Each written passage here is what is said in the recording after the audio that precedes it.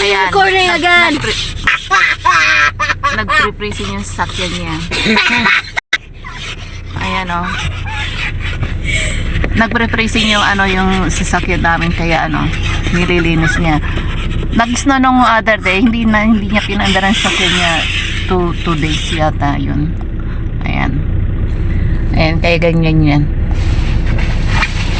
Grabe. Yan. Ganito ang itsura ng nagigilong sasakyan. Kailangan maglinis muna. Kapag nagmamadali ka, hindi mo basta-basta napapaandar yung sasakyan mo na hindi mo nililinis.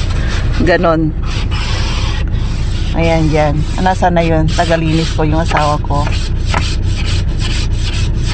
Ayan. Kailangan window to window.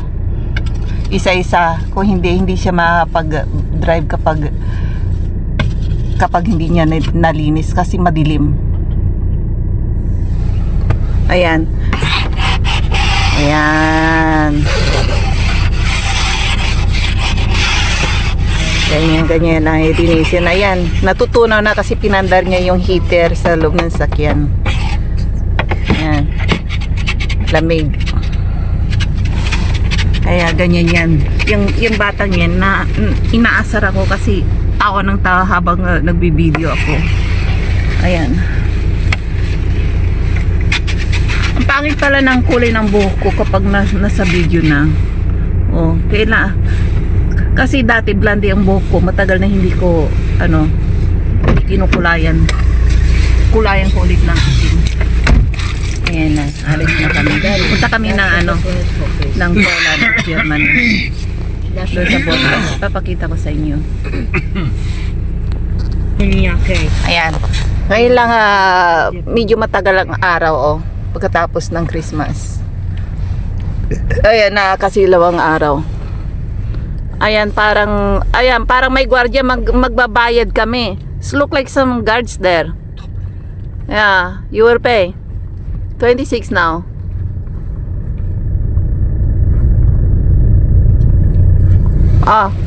Wala libre. Diyan kami kinakabahan sa gwardiya na yan kapag nag-overnight ang sakit namin. Diyan No, Mrs. Jamu. Ayan. Nakakasilaw yung araw. Muntik na kami mabangga doon sa sasakyan. Kaya sabi ko sa inyo, kung magbakasyon kayo rito, magdala kayo ng mga salamin ninyo pag may araw. Hindi katulad dyan sa Asia na maglakad-lakad ka lang, hindi nakakasilaw yung hindi masakit yung mata. Dito, pag umaraw, parang mga vampira mga tao dito, masakit ang mata. Ayan, madilim na naman. Ayan, papunta na tayo sa expressway. Sa ayan, nakakasilaw yung ilaw, itignan yung salamin. Ang masakit sa mata.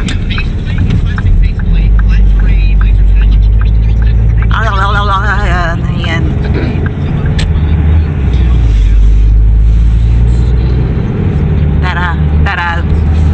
Tara sa ibang lugar. Ayan, may driver tayo ngayon kasi wala siyang pasok. Kung wala siyang pasok, nag-vlog lang ako doon sa malapit na lugar sa amin. Ayan, nakakasilaw talagang ilaw. Ayan. At papunta tayo doon sa Germany or Poland. Or first we will go to lake and then let's go to the three borders. Makikita nyo ang three borders dito. Saglit lang, ilang minuto lang. Nasa ibang bansa ka na. Hindi ka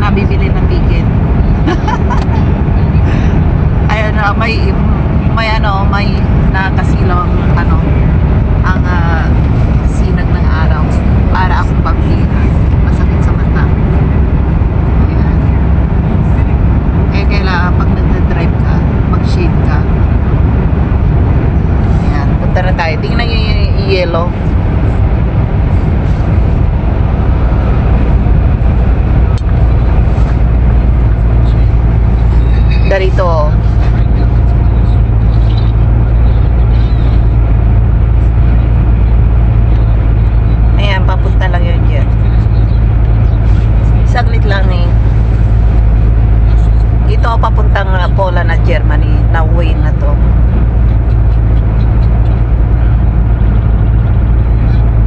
Yan o, maganda diba? Tingnan nyo yung gilid ng daan, yung hindi nadadaanan ng ng sasakyan. At may mga yelo. Parang umulan na naman kagabi ng yelo. Hindi basta-basta natuturo ang yelo rito eh. Ayan.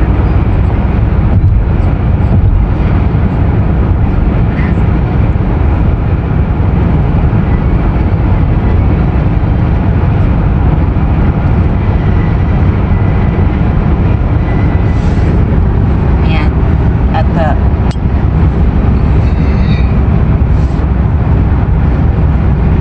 ang hirap ng cellphone doon sa likod. Makulit yung batang yan eh.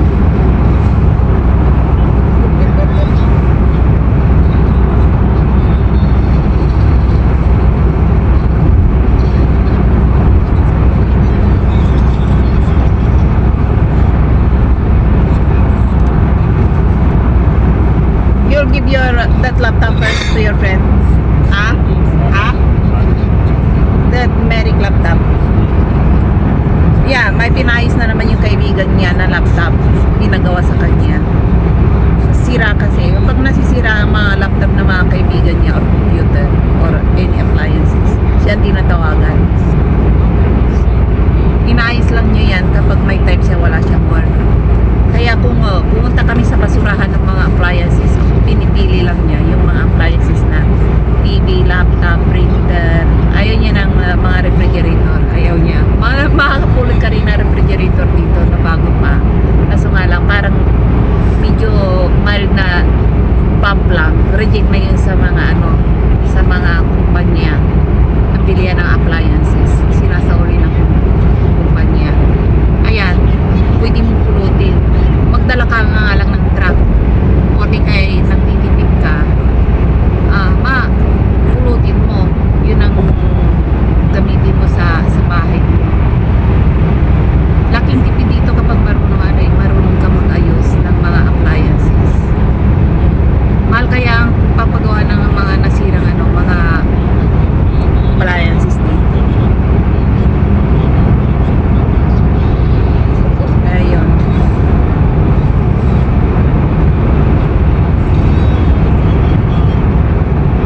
Ayan yung way na yan, yung Sitaw. Sitaw, it means Germany, small city ng Germany yan. Papunta yan dyan.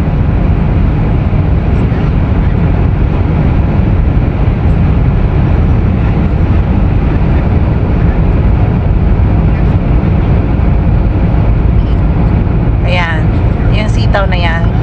At saka yung Bugatin. How to pronounce Bugatinia, Poland? Bugatinia, Poland. Ayan, Bugatinia, Poland. Ayan. Poland. Ayan Bugatina. Parang hindi may pronounce eh. Mahirap mag-pronounce ng salita nila rito. Mas lalo sa sa Germany. Ang haba ng mga salita nila. Ayan nagyayelo pa sa gilid Kita nyo. Ganda ng tanawin dito. Kunti lang ang bahay dito. Ayan tingnan nyo yung umiikot. Poland na yan. That what name of that one? That Paris one. it's not Paris well. I forget what. Dapat tala. Sabi ko nakalimutan ko yung pangalan ng umiikot. Yung parang Electric fan. it's not electric fan. Niloloko na naman ako eh. At tingnan niyo yung bukid nagyayelo Ayan. Taniman yan ng mga ng mga mais kapag tag-init lang. Or di kaya patatas. Patatas nila rito parang rice nila eh. Sa kanila, rice is life dito. Ay, rice is life. Kung sa atin, rice is life. Sa kanila, patatas is life is sa kanila.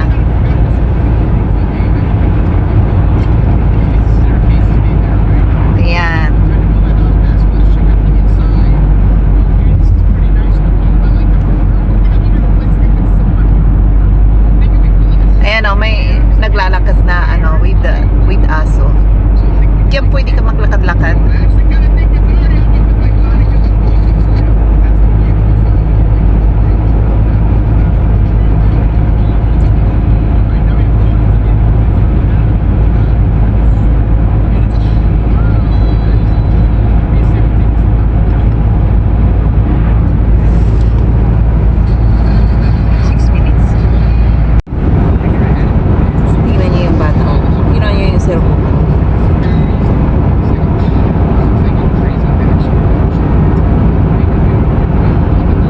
Tumaba yung bibig ko,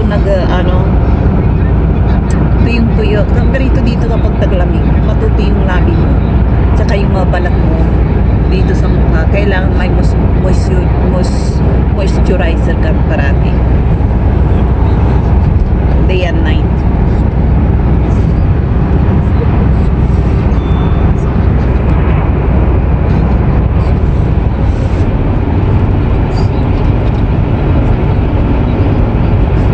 Hindi niya alam nakatutok sa kanya. Nagalit yan eh.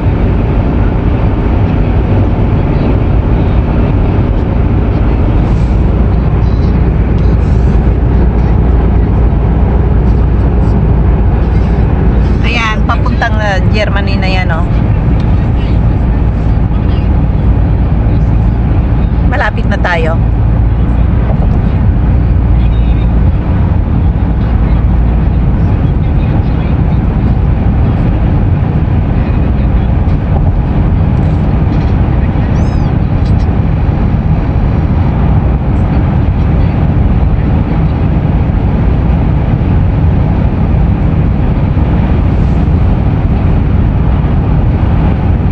Ayan.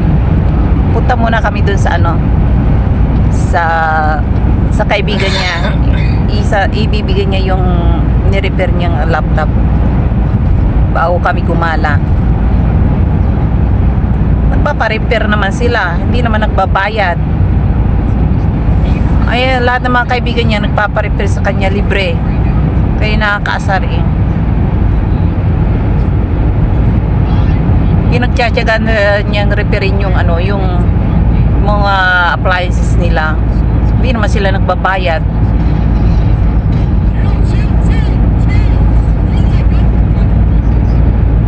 Where we go? Marating first lake? Oh, doon muna kami raw sa sa lake. Yeah, sunshine.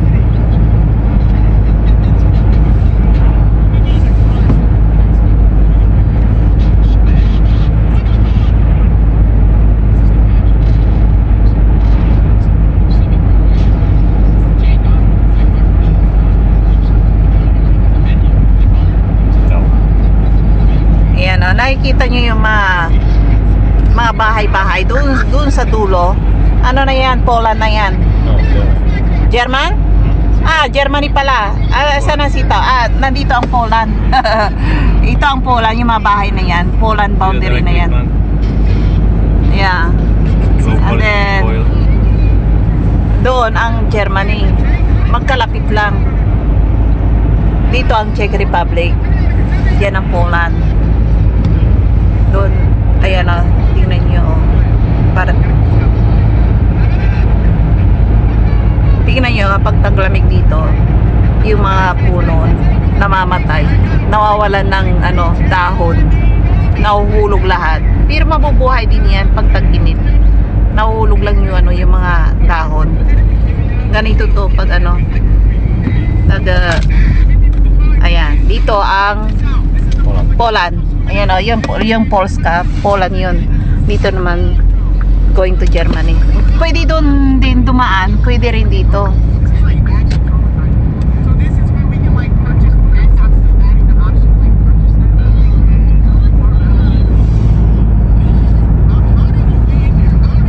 Ito, paggawa ng diaper.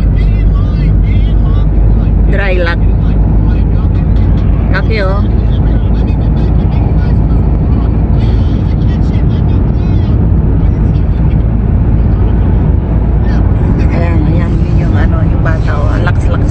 Sound niya.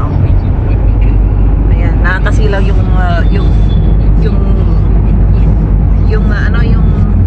araw, tingnan niyo. Nakakasilaw. Sensitive pa naman yung mata ko sa araw ngayon. Tumatanda ba? Nagiging sensitive ang mata.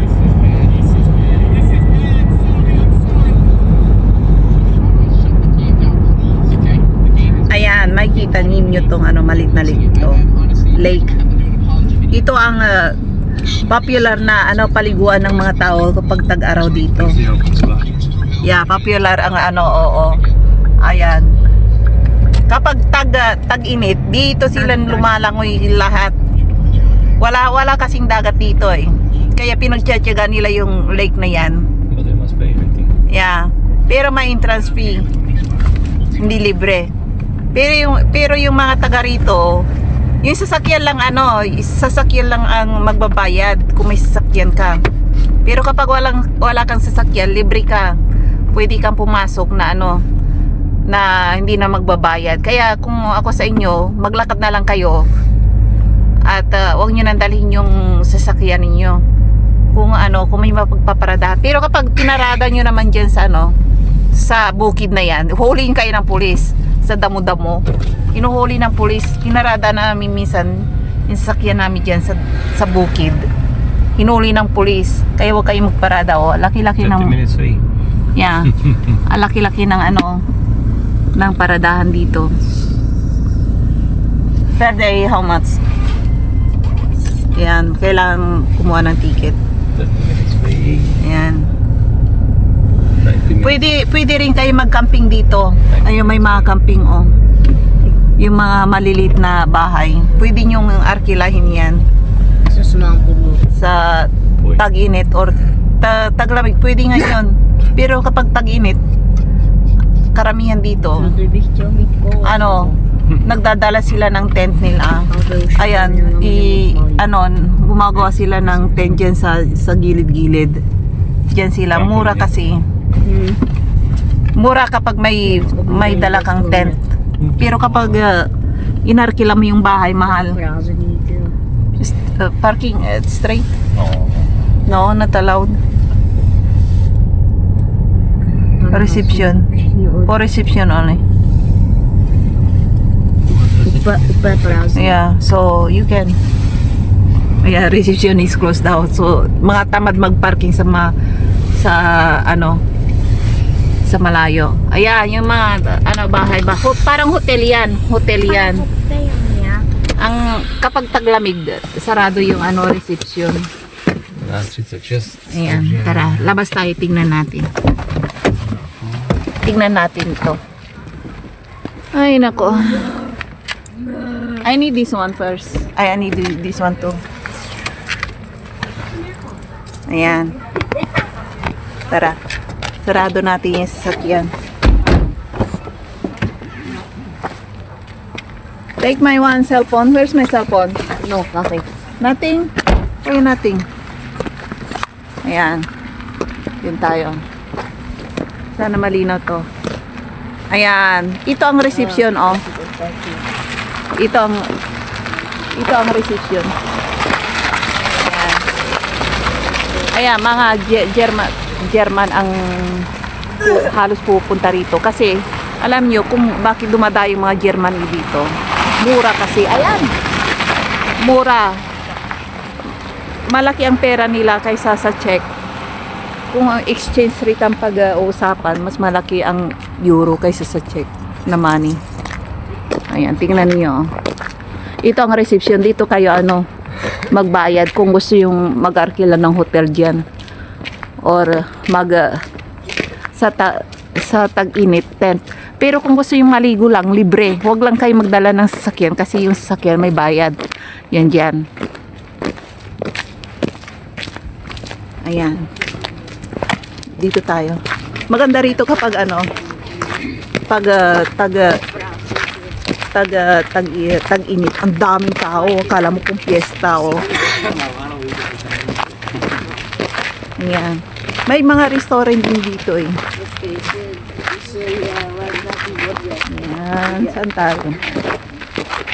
Tingnan nyo yung malaking lake nila. Popular to. Hinukay lang to Artificial na lake to.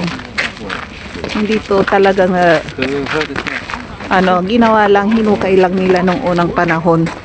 Ito yun, Ayan, Christine ang pangalan. Yun yung restaurant dyan, Pwede kang, open ang restaurant ngayon. Pwede kang bumili ng pizza dyan. Ayan, para tayo.